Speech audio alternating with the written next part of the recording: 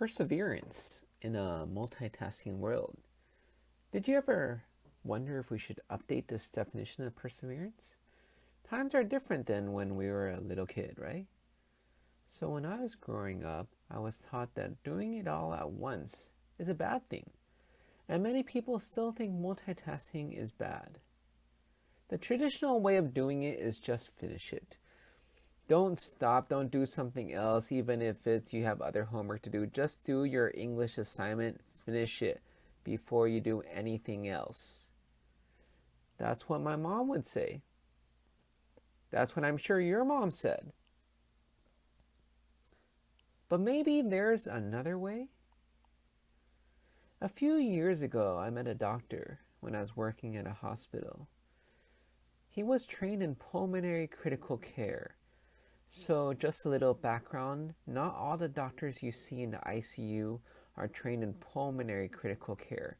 Some of them are just trained in critical care, meaning they do things in the ICU. If you're a pulmonary doctor, you take care of the lungs.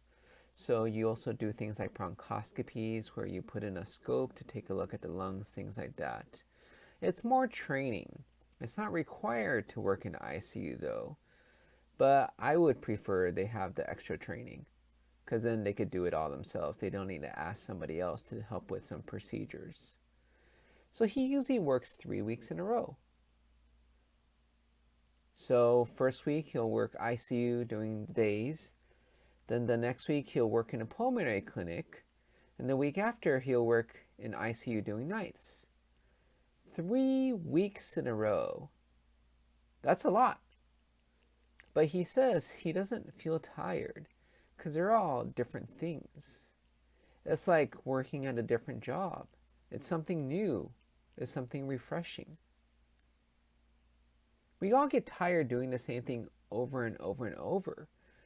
The problem for us as doctors is if you don't live there, it's hard if you don't lump your ships together, if you don't have one huge block. So for me, it's not a big deal. I don't fly that far, relatively speaking. I usually work within a few hours flight.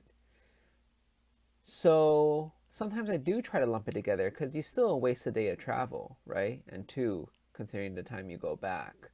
Though I don't mind it as much. So I usually work at max 7 or 10 day stretches. But some other doctors, they work 20, 28 day stretches, which I would find so tiring. For him, he lives in Florida, but he works in Alaska. So that's an extremely long flight. There is no direct flight from Florida to Alaska. So it's a 5-hour flight to the Northwest, say Portland or Seattle, and then a 3-4 hour flight from there. Literally a whole day flying. And depends on whether you miss a connection or whether you're worried. So the thing is, he really has to pack it in. But this is the way he packs it in. He doesn't take a few days off in between. He just works straight. But he changes it up so he doesn't get tired. Because tiredness is more often not mental rather than physical. So, for example, right now I'm cleaning the apartment. There's a lot of things I have to do. I have to wipe the floor in the kitchen. It's pretty dirty. I should vacuum, probably clean the toilet, probably organize my stuff so it's not lying all around. Oh, I gotta wash my clothes as well, probably fold them.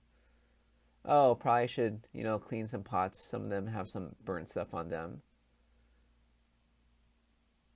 But I came to a realization that many things can be done in parallel. So some things obviously cannot. If your sink is full of dirty dishes, you sort of gotta clean the dishes before you could clean a sink. I know some people would literally move the dishes out dirty still, but you might as well clean the dishes and then you clean the sink. But many things can be done simultaneously. If I get bored of mopping the floor, I could go start vacuuming. I could go start organizing when I'm sick of being on my hands and knees. As long as I work on something, I'll end up finishing it all. There's no order. It might actually be faster. Because many times I get sick of this. It's not like I cannot do it. I mean, yes, I'm not used to scrubbing. But, my fingers may get tired, but I'll take a break. Just sit there on my phone or something else. I can't continuously do something for a long period of time, I realized. Most of us can't. We call that multitasking, or some people call it short attention span, that we all have. But if we do something else that's still productive, what harm is there? Isn't it better doing vacuuming than lying there on my bed, browsing my phone? I would say from the cleaning perspective, yes. I think it's changed. In our multitasking world, a lot of things that we have to do actually don't require that much brain power. Cleaning, that's manual labor, meaning manual, with their hands, not with their brain. So instead of pushing yourself to finish one thing, like your mom told you, why don't you just stop it and do something else, right? Move to another task that interests you more at the moment. And if you keep switching around, maybe you don't get so tired. Because it takes a lot of energy to fixate, to persevere in a sense. And we're just persevering in a different way. And voila! Our house will be beautifully clean. And we didn't even realize we did all that work. Maybe being fixated on something isn't good. Maybe instead of trying to conform ourselves to this old-fashioned way of perseverance, we should redefine perseverance. Not working non-stop, but just continuing to work, which means you could take a break. That's what I'm doing right now for my cleaning pots, right? Doing a little bit of recording, and I'll go back to cleaning the pots. Give my hands some rest, right? Done. Everything done. Faster than it would have been otherwise. And that, in a nutshell, is perseverance in a multitasking world.